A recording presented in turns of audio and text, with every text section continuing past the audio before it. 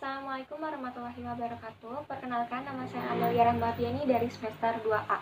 Pada pertemuan kali ini akan mereview kembali mengenai tugas hukum pidana yang telah disampaikan oleh Profesor Dr. Haji Heni Nuraini SMH dan juga dosen penapinya Bapak Dr. Amrandi Aridayandi SMH.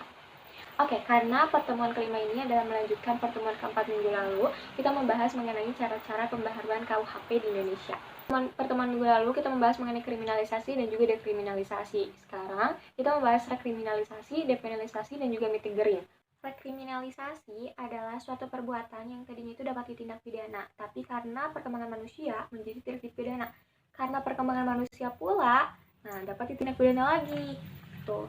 Depenalisasi adalah suatu perbuatan yang tadinya perbuatan itu dapat diancam pidana, kemudian ancaman pidana itu hilang dan masih dimungkinkan untuk diganti dengan sanksi yang lainnya. Triggering adalah suatu proses pembaharuan yang tadinya itu suatu perbuatan itu dapat dikenakan sanksi hukum yang berat, tetapi sanksi hukum yang berat itu diganti menjadi sanksi yang lebih ringan. Selanjutnya dilanjutkan dengan metode pembaharuan KUHP, yaitu ada 3. Yang pertama yaitu ada evolusi atau evolusionis, yang kedua ada kompromi, dan yang ketiga ada global. Evolusi atau evolusionis adalah pembaharuan yang dilakukan dengan cara menyelipkan pasal-pasal baru. Yang kedua ada kompromis, yaitu pembaharuan yang dilakukan dengan cara menambahkan atau menyelipkan bab baru dalam KUHP. Yang ketiga ada global, yaitu pembaharuan hukum pidana yang dilakukan secara menyeluruh, baik hukum pidana material ataupun hukum pidana formil.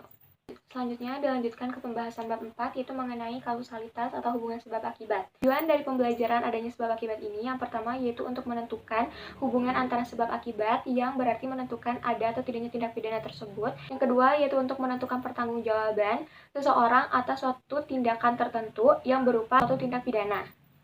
Selanjutnya ada teori-teori ajaran dari sebab akibat. Yang pertama yaitu ada teori conditio sine qua non, yang kedua teori individualis, dan juga teori generalisasi. Sekian, wassalamualaikum warahmatullahi wabarakatuh.